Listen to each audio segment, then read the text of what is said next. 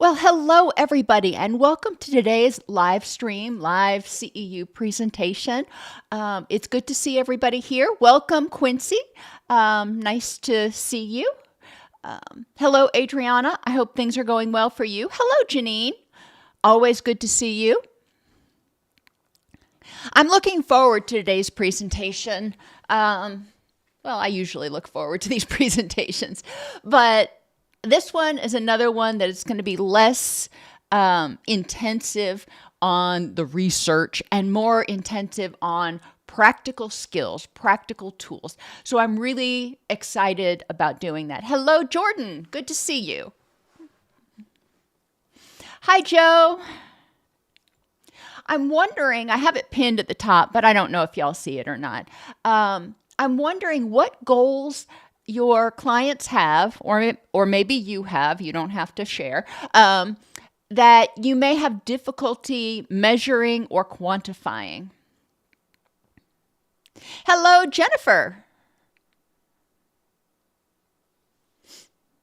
One of the courses or areas, domains, that's the word I'm looking for, that people need training in addiction counselor preparation, as well as counselor and social work preparation, is how to monitor progress in their clients. How do we know if somebody's getting better? I mean, they could be doing everything on the treatment plan, but does that mean they're getting better?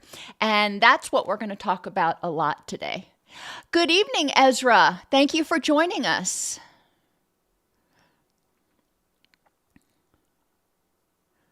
We have several people in Kenya, I believe, that have taken their addiction counselor training with us.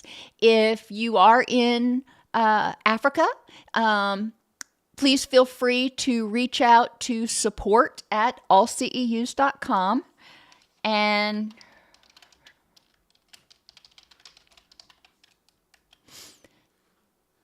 we can try to work with you to make some of our trainings, some of our larger trainings, especially for addictions counseling, more affordable for you.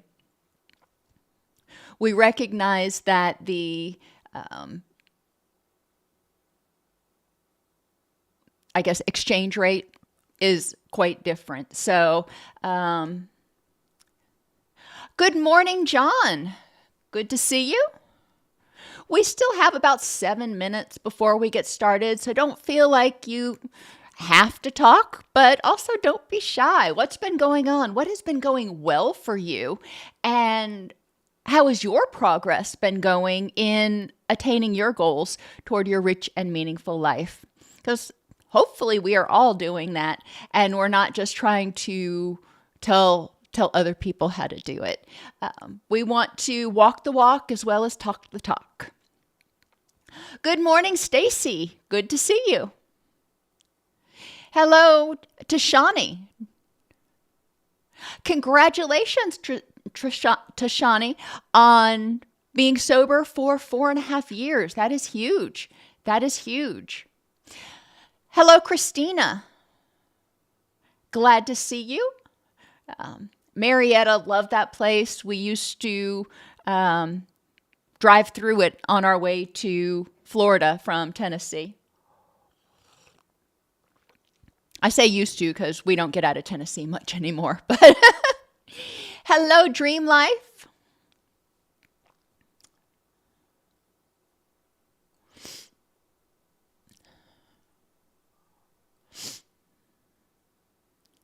Hi, Catherine. Oh, hello to Utah. Good to see you. One of the things that is unique about Utah, somewhat unique, is they're one of the 5 states in the U.S. that still require live interactive CEUs. So I'm glad you're here. I'm glad you found us.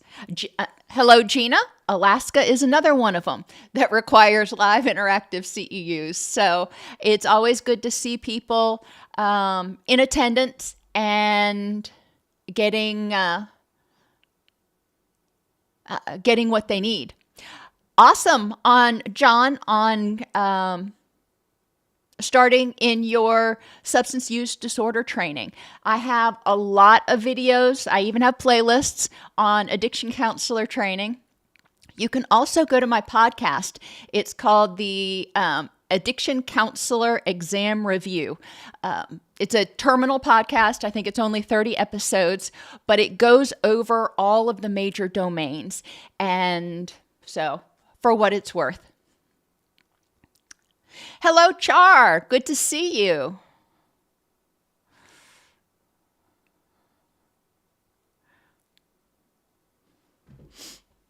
I had some friends that were just going down to Orlando. My in-laws live in Trenton, but my husband's grandfather lives in Winter Haven, which is not too far from Orlando. It's not super close, but it's not too far.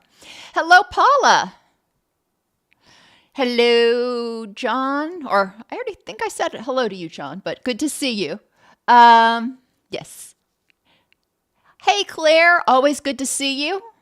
Maryland is another one of those 5 states that requires live interactive CEUs. And I believe Georgia is as well. Dream Life, if there are particular NCE testing topics that you want me to update, I most certainly can. A lot of the ones I covered were on things that probably didn't change much between the different versions. But if there are areas that we are light on, please feel free to send a support ticket to support@allceus.com, and I'm happy to add those. Hello, Jenna and Jason. Always glad to see you. Hi, Lisa. Hello, Dr. Darlene. Alice Dare. Oh, interesting. You are in Scotland. Welcome. And A. Sagrera. Welcome, wherever you're at. We still have about 2 more minutes, so if you need to get a little more coffee or whatever you need to do.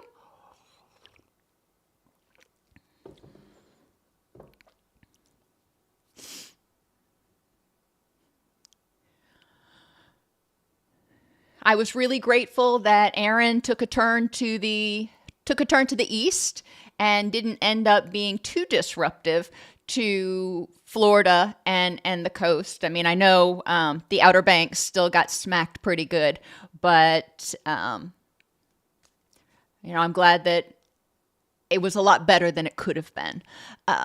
Hello, Eagle Rising. Nice to have somebody from Canada.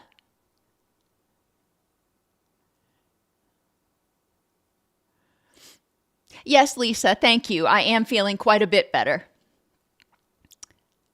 Hello, Denise. Grenada? Wow, we've got people coming in from everywhere today. I'm super excited. As if I'm not always super excited. Hello, Teresa. Always good to see you. Teresa is here, rain or shine, day in and day out. Hello, Bob. Bob is another one of ours, as well as Lisa and Dr. Darlene.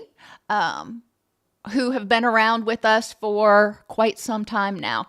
And I very much appreciate their continuing to come, even if they don't need CEUs. So as I was mentioning before a lot of you got here, today is going to be less intense on the theory and research and all that, really heavy stuff that I love going into, and much more focused on practical application. So when I ask questions, obviously you can't respond verbally, but I really am encouraging you to think about it and maybe respond in the chat room. So let's go ahead and get started.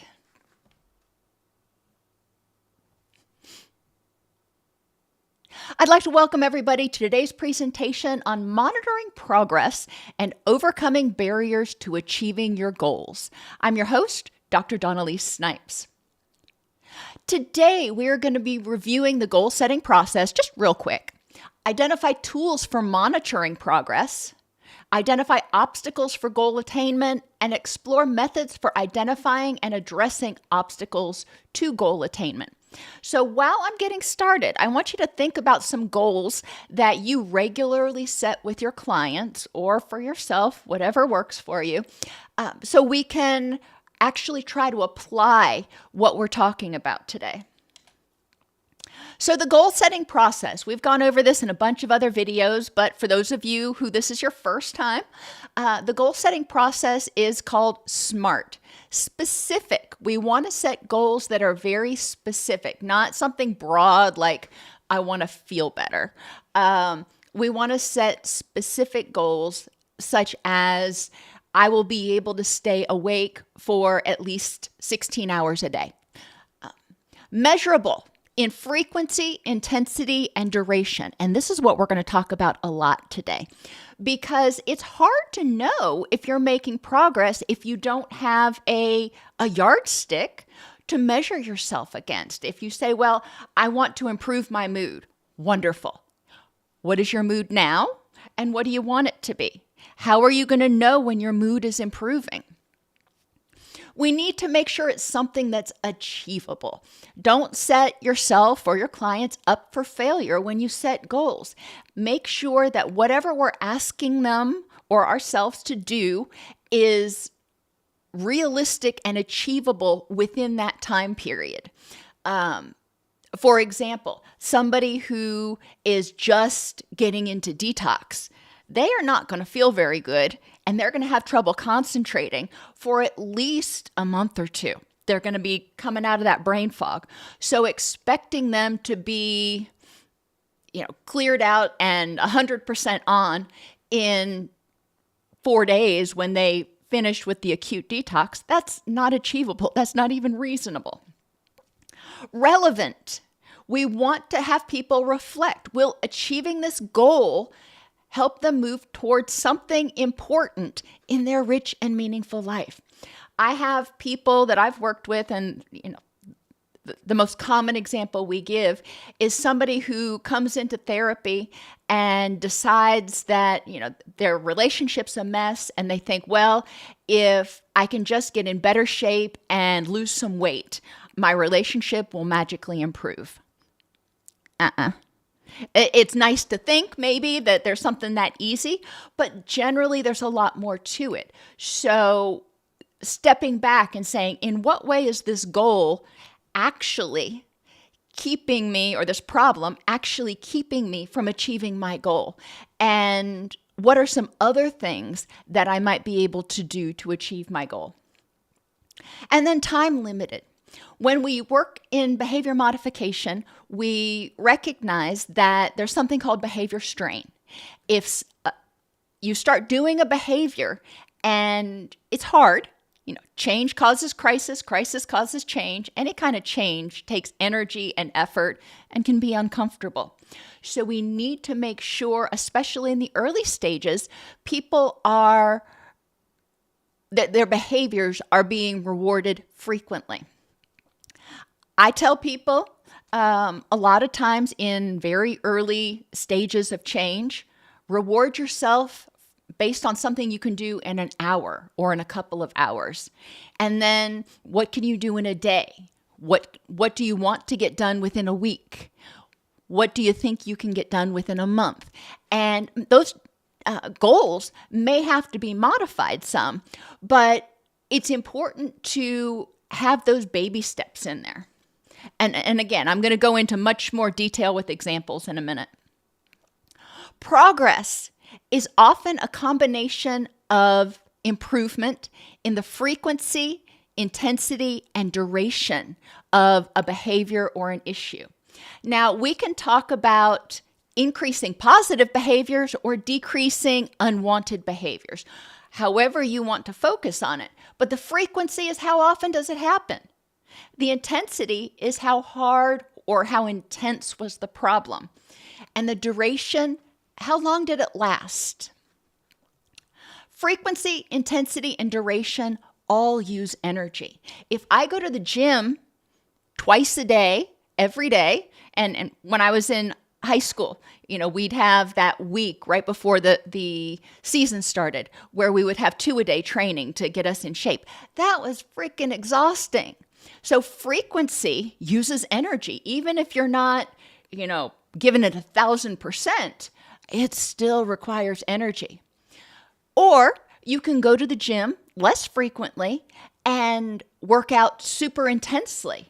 You're still going to probably exert a similar amount of energy. Or duration.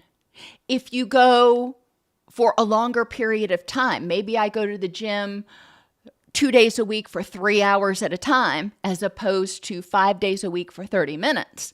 They're still using about the same amount of energy. So we need to recognize that when people are crying, if they're crying 15 times a day, but it's not super intense, that's going to take energy. It's going to take a lot of energy. If they are only crying twice a day, but they are just bawling their eyes out, it's going to take as much energy. If they are crying a couple of times a day, but it's, for hours, not just this burst, that too is exhausting. So improvement comes in looking at both the frequency, intensity, and duration. And progress will fluctuate between frequency, intensity, and duration. And when there is a change, we need to explore what was different the day before or that day in each piece of life. What caused that change? Whether it got worse or it got better. We want to know both. If it got better, let's do more of that. If it got worse, okay, let's figure out what did we miss? What happened? In terms of measuring, frequency is pretty straightforward. It's how many episodes did you have per day, or how many symptomatic days did you have per week? Some things like sleeping. If you have insomnia, you're going to want to identify how many days a week you got more than 6 hours of sleep, for example. Intensity can be measured a variety of different ways. The Likert scale is what we typically use. And it's important when you're using a Likert scale, that's the 1 to 5 scale, or 1 to 4 scale, that you provide verbal anchors. Because how are you feeling today on a scale of 1 to 4? Well, what's a 1, what's a 4, and what's everything in between?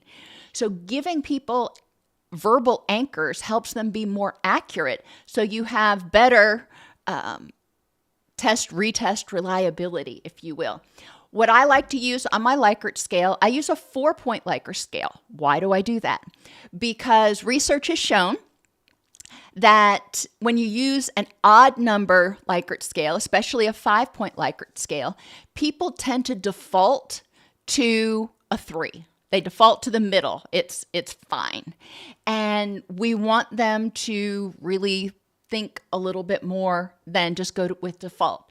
So I use none, some, a fair amount, or hard to manage.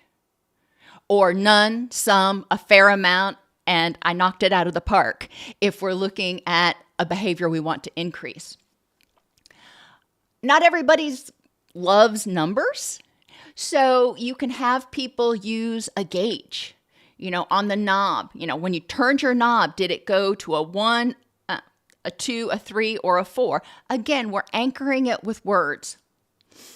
Some people like using a gauge, like a thermometer sort of thing, and they may even just shade in the thermometer. How intense was it for you today? And then you can compare those things. Now, the thermometer example is a little bit harder to ensure that you're getting good retest reliability. So what they fill in as 75% full today, they may only fill in as 65% full tomorrow. Did they do worse, or are they just having a different determination on how much they should they should fill in. So again, I really like the Likert scales. They are relatively quantifiable. In terms of intensity, you can also look at things like calories eaten if you are helping people reduce the intensity of their binges, or the number of drinks consumed if you're helping people reduce that, number of cigarettes smoked. If they're at the gym and they're trying to get stronger, we can measure intensity by the amount of weight lifted. Frequency would be how many times did you go to the gym? Or how many sets did you do? Intensity would be what's the weight that was lifted. And then duration is the time spent per episode measured in minutes, hours, or days. And I know that's all pretty abstract. So let's talk about it. Tantrums. When we monitor progress, I encourage people to track their frequency, intensity, and duration, but we've got to be able to define that. So I just created a generic table down here that we're going to apply to each of these. If you're trying to help somebody reduce their tantrums, the baseline for this particular person was 10 times a day. Well, that's pretty high. The intensity of those tantrums was an 8 out of 10. That's pretty high. And the duration of each tantrum was about 30 minutes. Wow. Okay. So it was really taking a lot of time, energy. So that's where we're starting. That's our baseline. We need to know our baseline to know if we're making progress. And this is not 100%, it's not at all transferable in terms of you're not going to expect somebody to come in and do their assessment, and the very next day they're going to show dramatic improvements. But I was just kind of trying to pull this together for you. So the next time you look at their chart, on Monday, they had 6 temper tantrums, which is much better. That's an improvement in the frequency. The intensity stayed the same and the duration stayed the same, but they still are doing it less frequently. That's awesome. Tuesday, they backslid a little bit on the frequency. They had 8 episodes. So the question would be, what was different on Tuesday than on Monday? The intensity was a 6, though. So they had 8 episodes, but they weren't nearly as intense. This indicates to me, my brain starts thinking, well, maybe they are developing some of those downregulation skills. And that's awesome. The duration is still 30 minutes. And then on Wednesday, we start going back down again. It's a frequency of 7. The intensity went up a little bit more, and the duration cut down to 15 minutes. Well, that's awesome. So now we see that this person who's having tantrums is potentially developing the skills to downregulate more quickly. Now, there's still something going on that's causing these fluctuations, but we want to monitor those and we want to ask questions. We want to encourage them to use backward chaining and think, on the day that I only had 6 temper tantrums, what was different? Did I get more sleep? Did I make sure that my blood sugar was stable? Was I in less pain? What was different? Was I in a different environment? Maybe the person doesn't do well in the environment that they were in on Monday, or they do well in the environment they were in on Monday, but they don't do well in the environment they were in on Tuesday. So we need to look at each piece of life, physical, interpersonal, emotional, cognitive, and environmental, to figure out what was different. What was different that helped improve, and what was different that made it worse. Grief bursts. This is something that we go through, guess what, when we're grieving.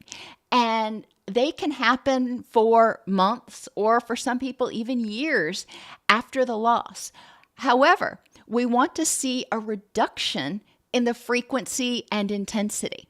When my parents died, the first, month or more, first month or so, it was intense. And I would have these grief bursts 4 or 5 times a day, and they felt kind of overwhelming.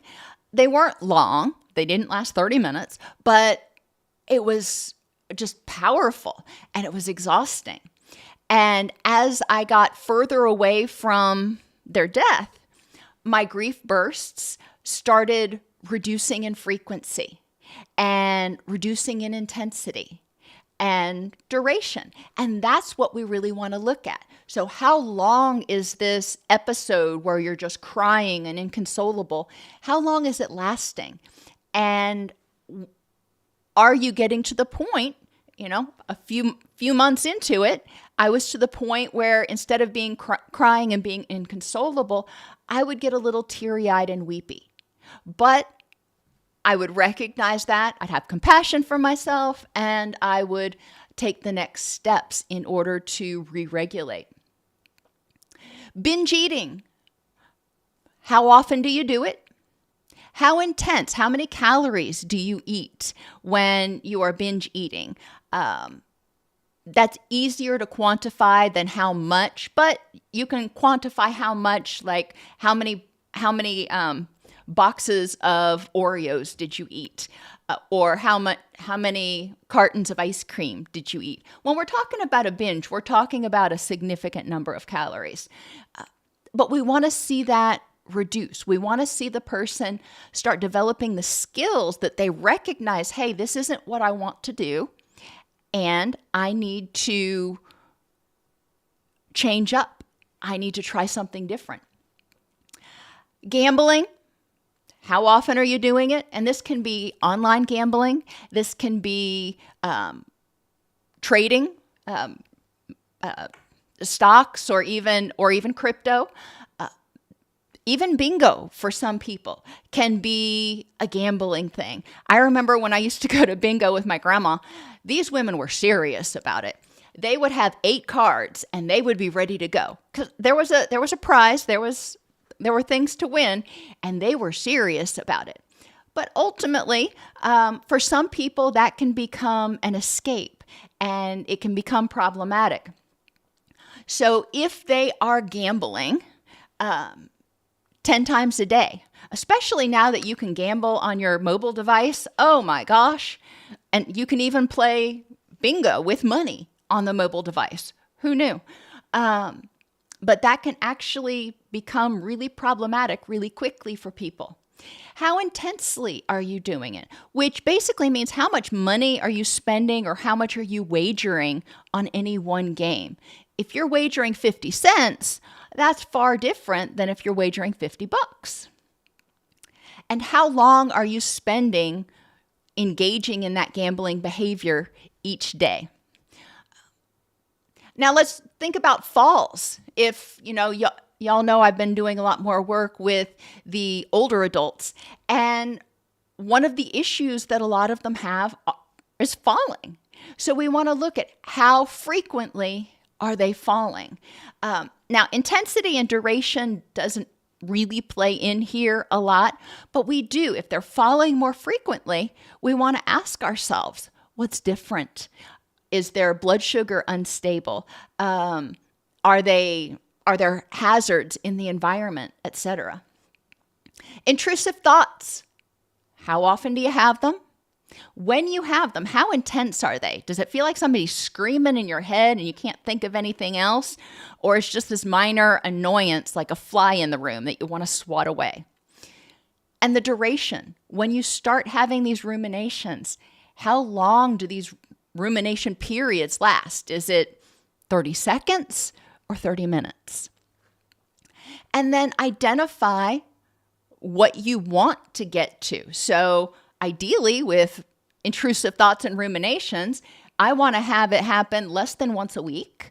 I want it to be an intensity of no more than 2 out of 10, and I want it to last no more than 30 seconds. That's my ultimate goal. But if I'm struggling with ruminations 10 times a day at an intensity of 8 and they last for 30 minutes, my goal is way down the road. It's going to take a minute to learn the skills I need and for those skills to become strong enough and for me to become adept enough at using those skills in real life to turn it down that much. Now, I have a couple others because I did want to have positive stuff here. If you're working with a toddler and they are potty training, you can have the number of successful potties. How many times did they potty today? What was the intensity? And duration's probably not important, but that's important. When my son was in the NICU, you'd be amazed at how focused they are on excretions.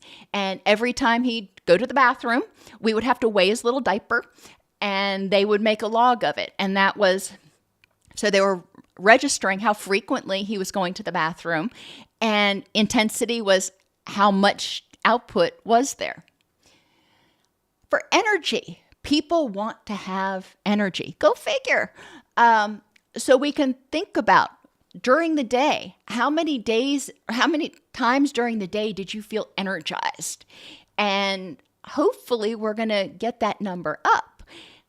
The intensity of your energy. Was it, a 4? You weren't exhausted, but you weren't ready to go run a marathon? Or was it higher? The duration of your energy.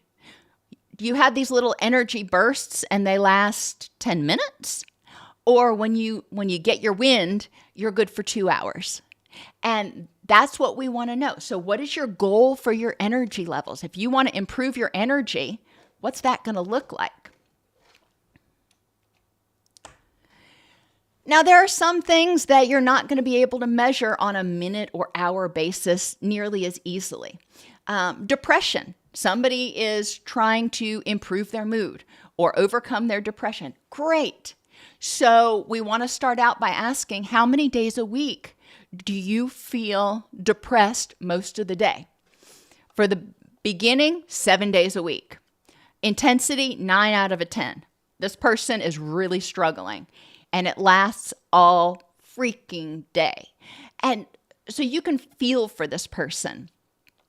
They want to improve their mood. They want to feel better. They want to be relieved of their depression. So we want to look at, how many days a week were you depressed? And 7. Okay. What was the intensity? The intensity was a 7 out of 10. They've got hope that things may get better or something changed. And we need to inquire, did something change, or are you just hopeful that this is going to work? And how long did it last? All day. All right. So we're still not seeing major improvements, but it's a step or 3 forward. And that is fabulous. Now on Tuesday, they are still this next week, they're still experiencing depression 7 days a week, which, sucks. The intensity on this day was a 9 out of 10. Wow. Okay. What was going on there? But it only lasted all morning. So maybe you talk to the person and they say, well, on that day, I broke up with my boyfriend the night before. And when I woke up, it just hit me like a ton of bricks. But I went to work and I got started. And by the time I got to the afternoon, it was doing better. Well, fabulous. Awesome. Let's talk about pain. Chronic pain increases stress and inflammation and anxiety and irritability and all kinds of crap. And anxiety and stress and irritability increase pain. As clinicians, even if you're not a medical clinician, we need to recognize how pivotal addressing chronic pain is.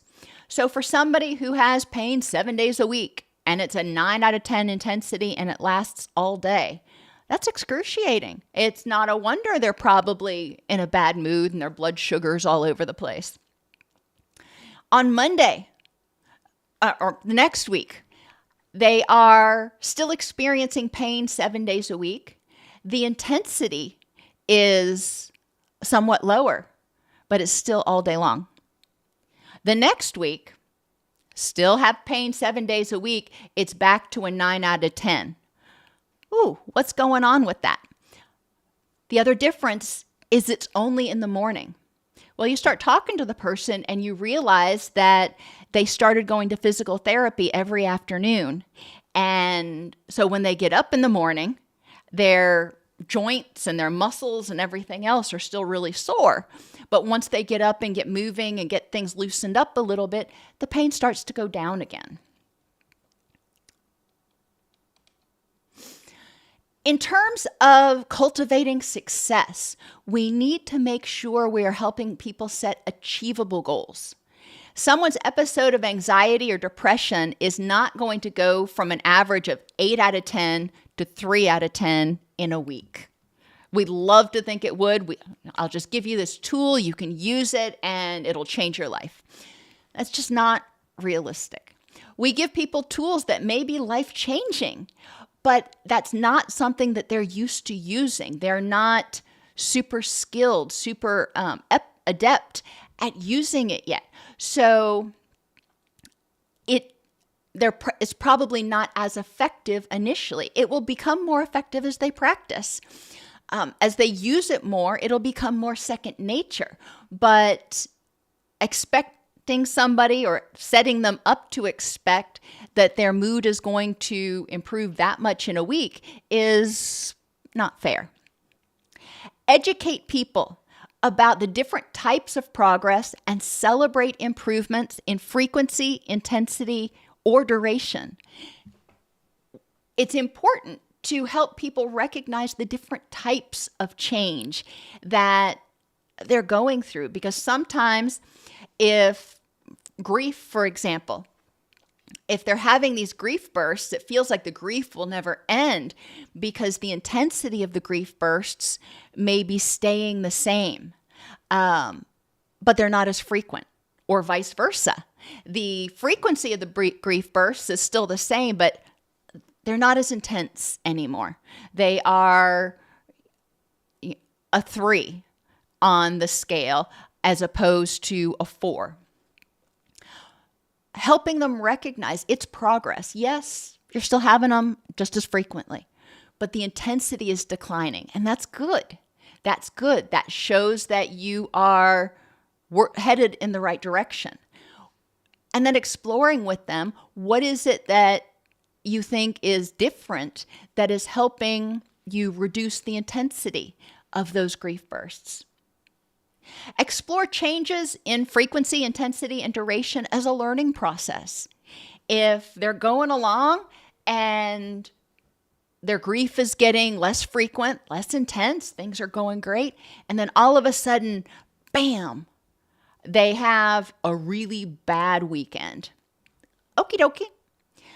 Resurgence or relapse doesn't mean that they failed. It means something changed. There are a lot of triggers in the environment. My stepfather had trauma that revolved around Christmas. And as soon as the Christmas lights and decorations and stuff would come out in the store, his mood would change drastically. And it was hard for him to be around that. So eventually he quit going to the store so he didn't have to see it. But recognizing the trigger that is causing the resurgence of the distress is important. We want to use chaining to understand and modify the behavior. And chaining basically means looking backwards and saying, what changed? This led to this, which led to this, which led to this, and here we are. If the chain is good, they have a decrease in symptoms, then wonderful. What changed and what can we do more of? If the change is a regression in some way, we want to say, okay, let's look at what led up to this and what do you want to do less of, or what do you want to change? One person that I worked with that was in addiction recovery, whenever they would start dating, they would relapse. It was not a clock thing, but you could pretty much guarantee as soon as they got to the point in their recovery that they were going to try to start dating, They were going to be back in detox in short order. So using chaining, we helped them recognize this seems to be a big trigger for you. And then they were able to process that with their therapist and, work through it. They're in a great relationship now. It's fabulous. But they were not putting the connection together that dating triggered abandonment and rejection stuff and their wounded inner child, which triggered them to want to escape. We want to make sure that we are attending to relevance. Have the person answer the question, in what way will achieving this goal help me move toward my bigger goal of whatever it is? If you want to improve your relationship, if you want to improve your mood, if you want to be healthier, whatever that big goal is, it's important that we look at the steps we're taking toward it and make sure those steps are leading us toward our eventual endpoint and not just a diversion, not just something that we hope is going to work. An example, the big goal, I want to graduate college. The medium goal, got to pass this semester. So that's 16-week goal there. Okay. The smaller goals that the person needs to set. They're going to go to class 93% of the time. Why 93? Because that means they go to 15 out of 16 sessions. We don't want to set something so a person feels like in order to succeed, they have to be perfect. I always try to give a little bit of wiggle room, especially in the beginning. So go to class 93% of the time. Complete homework as scheduled 80% of the time. Now, you and the client may work together and decide, no, I really need to do my homework at least 95% of the time. Then, okay. If it's something like calculus that every lesson builds on itself, or if you're in a class where the professor is going to give you pop quizzes, then you probably need to make sure you're doing your homework more frequently. If it's something where you've got a midterm and a final and that's it, 80%, setting a goal for when you're going to get your assignments done and staying on task 80% of the time may be enough. And spend at least 3 hours studying at least 5 days a week. So what are you doing? How frequently are you doing it? 5 days a week, you're studying, and you're spending 3 hours doing it. So that's the duration. And this is something people can look at and say, yes, I did it, or no, I didn't. Did I go to class 93% of the time? Yes, I did. Throughout the semester, they can even have a board where they're marking off each time they go to class. And if they don't go to class, they circle it. Then they know they can't miss any more classes. Another example that's more counseling related. Heal my nervous system to reduce dysregulation episodes to less than 1 per month, a less than 3 in intensity, and it lasts for 30 minutes or less. And I want to do this within the next year. Okay, that's probably achievable. It is time limited. So I'm going to jump down to my small goals first. In order to accomplish this, I'm going to try to sleep at least 7 hours each night beginning today. Now, yes, I know I didn't give myself any wiggle room there. I said each night. You can talk with the person about what they want to do. But ultimately, we know the impact of sleep deprivation on people's mental health and their ability to regulate, because sleep deprivation triggers the stress response. So sleep needs to be one of those important things. I want to get blood work done within 2 weeks. That's a yes, I did it, or a no, I didn't. I want to learn the ABCDs of distress tolerance, and I want to learn it today. I want to learn it in session before I go home. What are the ABCDs? Accept what's going on. It is what it is. Breathe. Slow your breathing to help activate the vagus nerve and trigger the relaxation response. C is compassion. Have compassion for myself instead of getting angry with myself because I'm dysregulating or angry at this or angry at that. Have compassion. I'm doing the best I can right now. D stands for distract. All right, I've slowed my breathing. I'm having compassion for myself. Now I need to turn my attention to something else for a minute until my nervous system resets. And then S stands for support. Some people, instead of distracting, would prefer to seek support. Whatever works for you. But ABCDs of distress tolerance. And I'm going to give that to my client in a handout. So they have it that they can look at. They're going to practice using the ABCDs at least once per day beginning tomorrow. All right, so I just learned the skill. I'm going to practice using it. Well, what if I don't have any dysregulation episodes tomorrow? All right, that's great. Maybe you're further along than you thought you were. But likely they will. Will they remember to use the ABCDs when they're dysregulating?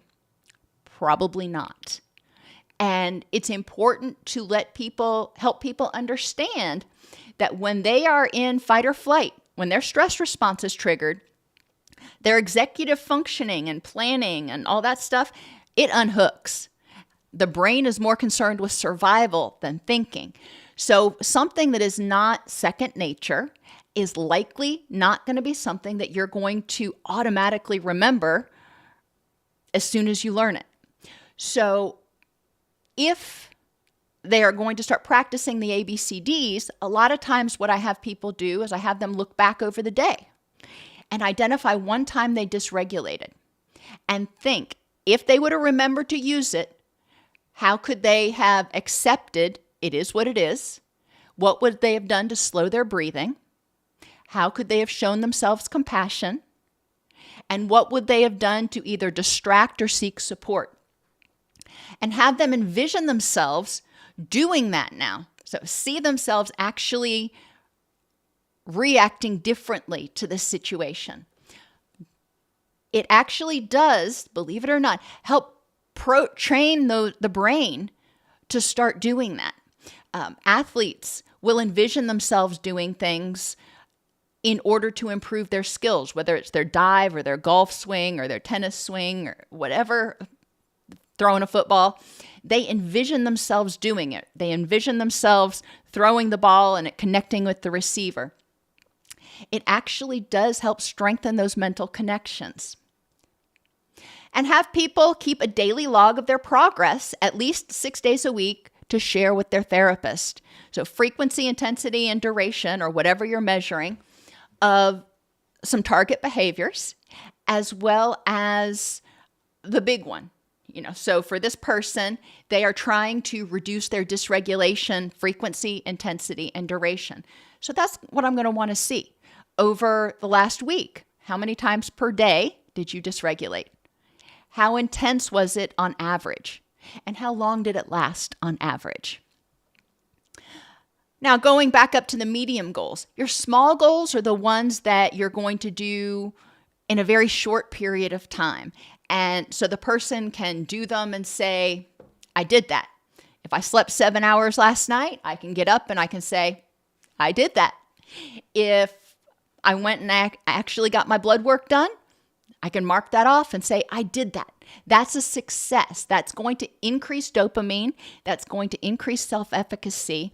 And that's going to help them engage in the process and be more committed to it. Because, as they say, they've kind of got skin in the game. If they're actually putting effort into it, then they're more likely to continue to engage in it. So the medium goals, remember, we want to make sure that the goals are achievable. So ultimately, the person wants to reduce dysregulation episodes to less than 1 per day, a less than 6 in intensity, and less than 60 minutes in duration by 90 days. Okay. That might be possible. And I'd really need to talk with the person about how long has this been going on? think about what it's related to. If they've got an extreme trauma history, 90 days may be a little fast, but I also don't want them feeling like it's a never-ending process. The other medium goal, use the ABCDs of distress tolerance at least 75% of the time when I dysregulate by 90 days. So encouraging the person to think that by 3 months from now, 75% of the time, or 3 out of every 4 times that I dysregulate, I will remember to use the ABCDs. And those are medium goals. That's not going to happen overnight. It's a medium goal. We definitely want to work with our clients to ensure that they have frequent successes in early recovery. Well, preferably all the time. And I talked about behavior strain earlier.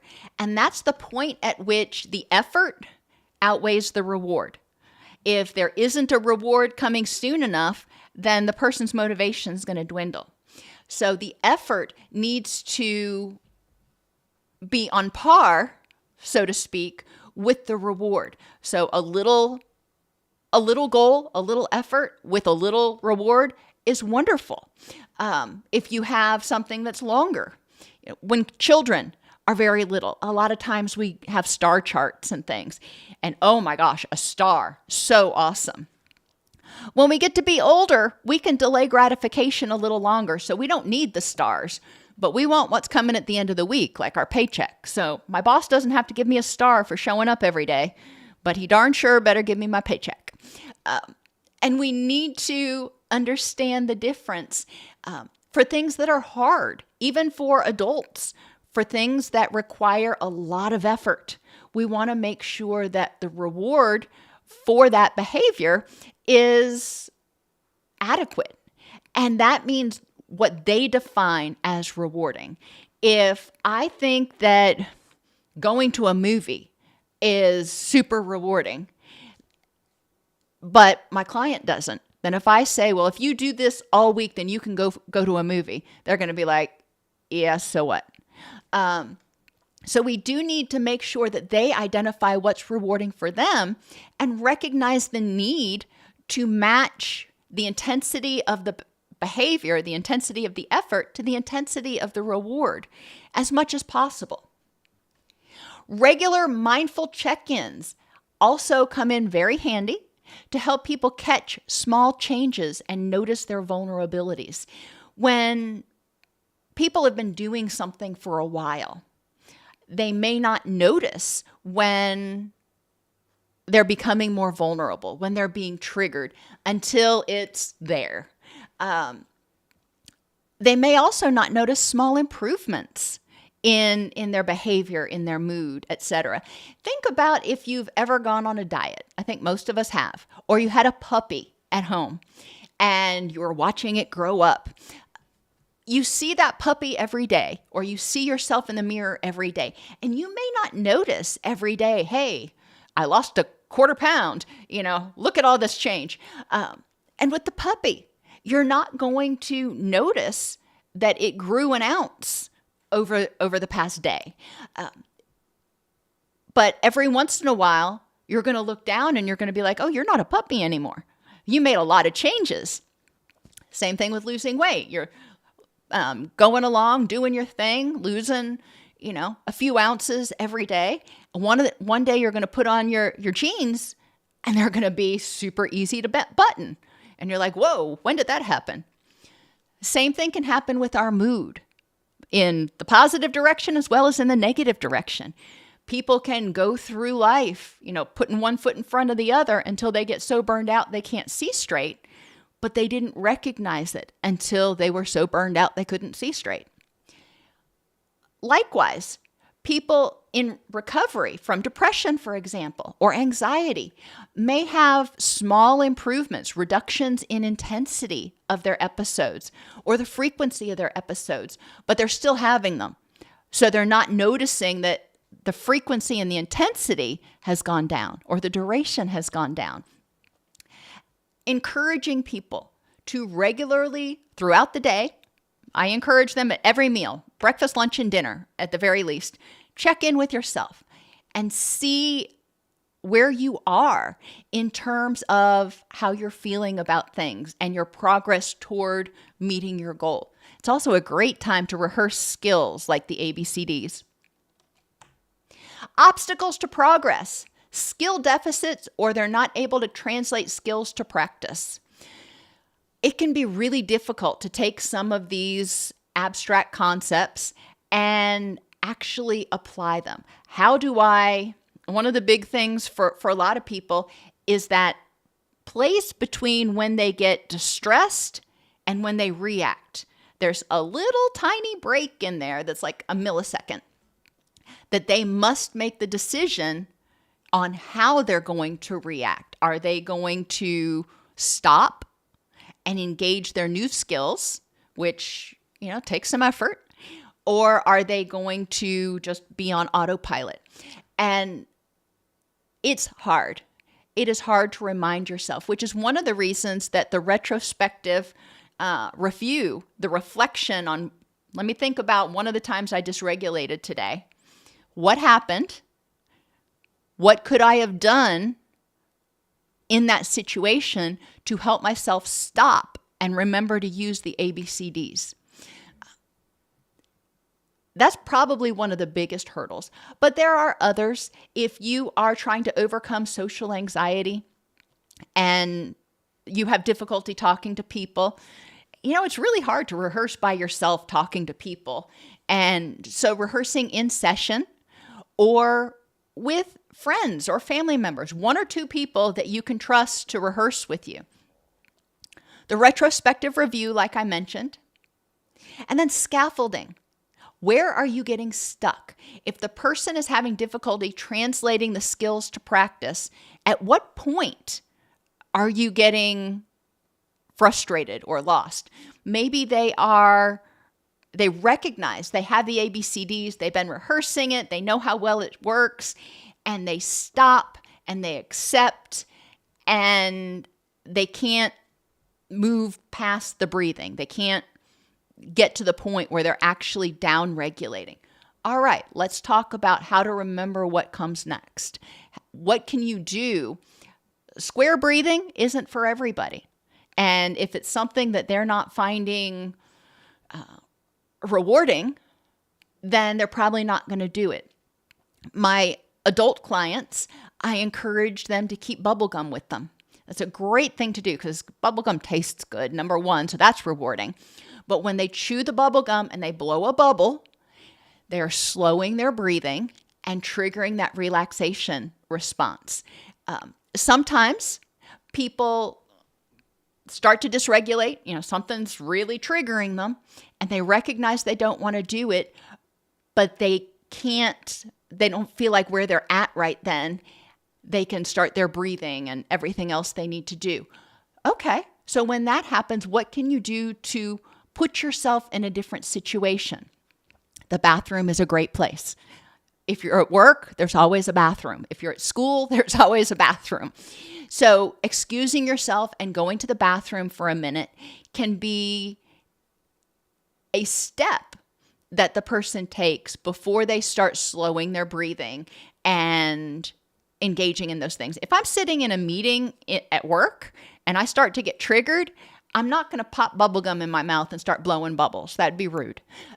However, I may excuse myself, go to the bathroom, and pop some bubblegum in my mouth. So helping people identify what is keeping you from being able to successfully implement this. Sometimes it may be that they're not understanding the skill completely, like the breathing. They start doing this deep breathing like you do when the doctor's listening to your heart. And it's almost like they're breathing with big breaths, but they're hyperventilating. No, that's not what we want to do. So helping them understand the tool and become more skilled at using the tool can be important. They may have a lack of self-efficacy, belief that they can do it, or a lack of belief in the process. So we want to monitor progress. As they have improvements, we want to note the improvements. If they have a relapse or a resurgence, okie dokie. Well, That's unfortunate. And, we can talk about your frustration and everything else. It's also important to look at what you've been doing right and the progress that you've made. And sometimes it is 3 steps forward and 2 steps back, but you only went back 2 steps. Think about the skills you have now that you didn't have before. Think about the abilities that you have and the strength that you've shown as you've learned those new skills. We want to ensure the client that we're working with our willingness to assess and adapt. I am going to walk this walk with you. So if you are having difficulty in this process, if you're having difficulty implementing a tool or achieving your goal, we are going to regularly assess. And the treatment plan or the approaches we're taking may need to change a little bit to be individualized to you. But I'm here to be your support in this process. Become mindful of and address vulnerabilities. Remember, vulnerabilities activate the stress response. They put you in fight or flee and unhook or deactivate, if you will, the thinking mind. When people are vulnerable, if they are physically sleep deprived, in pain, sick, hungry, hormone imbalances, that's going to likely make them more vulnerable, which means their stress response is more likely to be more sensitive that day. Interpersonally, your self-esteem, your sense of efficacy in what you're doing and where you are, being around toxic people, or even transference. If you're around somebody that reminds you of a bad person from your past, then it can trigger the stress response. You feel vulnerable. You know it's not the same person, but they sound just like them or they look just like them. And it triggers those memories. Now, we can deal with all of that, but it's important to recognize that when you're interacting with that person, you may be more vulnerable to distress. Emotions, distressful and happy emotions. And I know you're going, happy? Yeah. Well, obviously, if you're angry, anxious, depressed, grieving, guilty, all of those distressful emotions, it's triggering your stress response. So you're probably going to be more likely to be at that point where it's just going to take one straw to break the camel's back. But happy, yes, happiness can actually be an obstacle to progress because people get too happy. They think, oh, things are going well, and they quit being mindful. They quit paying attention. In addiction recovery, we call this the pink cloud. This is an early stage of recovery, a couple months in, and people start feeling like, I don't have the desire to use anymore. I'm getting my energy back. I've got this thing licked. And if they coast on that pink cloud and don't pay attention to their vulnerabilities and their triggers and doing the next right thing, before you know it, that addiction's going to bite them in the butt.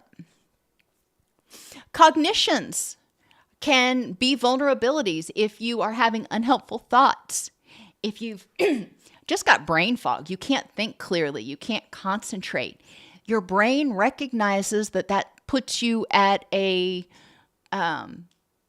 makes you more vulnerable because you're not able to process information and defend yourself as quickly. Or if you're just overwhelmed, when you're overwhelmed, that's a stress response, which means, guess what? Other things are going to feel 2, 3, 10 times more impactful or overwhelming than they may have in the past.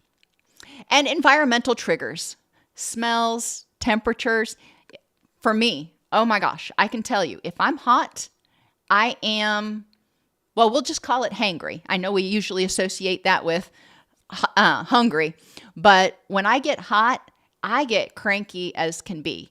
And yeah, so menopause was quite the adventure for my family. Let's talk about applying it. And I know we've only got a couple more minutes. Sally's been maintaining a mood of 7 out of 10 at least 6 days per week for the past 6 months. That's pretty good. A mood of 7 out of 10. I like it. This week, her mood plummeted to a 4 out of 10. What might have caused it? And this is where we don't want to say, you've relapsed, you're all the way back at the beginning. No. Think about it as if you're climbing a mountain, but you've got a harness on, you've got rappelling gear on. So you're starting at the bottom and you're climbing up and you lose your footing and you slide back down. Yeah, it sucks. You got to climb back up the mountain again, but you're not going to fall all the way to the bottom. And you've got help from your friends or the anchors you put in along the way to climb back up the mountain. Chris's dysregulation episodes had decreased to less than 1 a month, an intensity of 4, and lasting less than 30 minutes. The week before state testing, they increased to 3 times a day with a 5 in intensity, lasting about 30 minutes. State testing, when I was working in the schools, was one of the most heart-wrenching times of year for these children. I mean, for me to even be in there. I had some students who were so worried about their state testing, in Florida, they call it the FCAT, that they literally would pull out their eyebrow hairs. They got so stressed about it. I had some others that would start picking incessantly at themselves because of the stress. So maybe Chris is experiencing distress as a result of it getting closer to that time to do state testing. So that's obviously going to become a treatment goal. And we recognize that Chris has these great skills. But what changed? This new stressor was added. So we need to help Chris identify and recognize you haven't gone backwards. Something new just got piled on. So let's help you figure out how to keep going. Julie's pain fluctuates between a 4 and a 10 and a 9 of a 10 intensity. The 9 and 10 only lasts for the first few hours of the day. And I kind of gave this one away earlier. For some people, the going to physical therapy in the afternoon or even in the morning, and then they're busy all day long, and then they sleep at night. They're not moving a lot. They wake up in the morning and it's like, oh my goodness. We want to recognize what's going on. We also want to explore, maybe Julie's not in physical therapy. Maybe she's got a really crappy mattress or the wrong kind of pillow for the way she sleeps. Sleep ergonomics is huge in preventing pain because you're spending 7, 8, 10 hours and you need to have your spine supported and in alignment. People often set goals that are too big, too hard, too vague, or just plumb irrelevant, which leads them to feel defeated. Help them recognize and celebrate the different types of progress, frequency, intensity, and duration. Use chaining to explore behaviors or vulnerabilities that led to an increase or decrease in their target symptoms and or changes in the frequency, intensity, and duration. And help them figure out ways to modify behaviors and environments to empower them for success. If this environment is increasing your stress level, if this mattress is increasing your pain, well, let's figure out how to fix it. Are there any questions?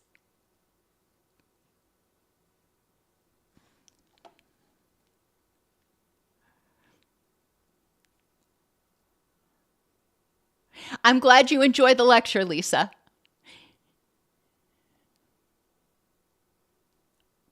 That's very common, my pal Sal. I saw it so frequently.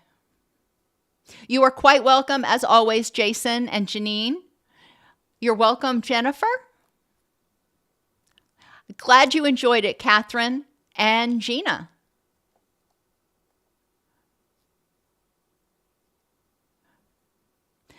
Okie dokie, everybody. Have a wonderful, absolutely fabulous rest of your week. And I will see you next Wednesday. Same bat time, same bat station.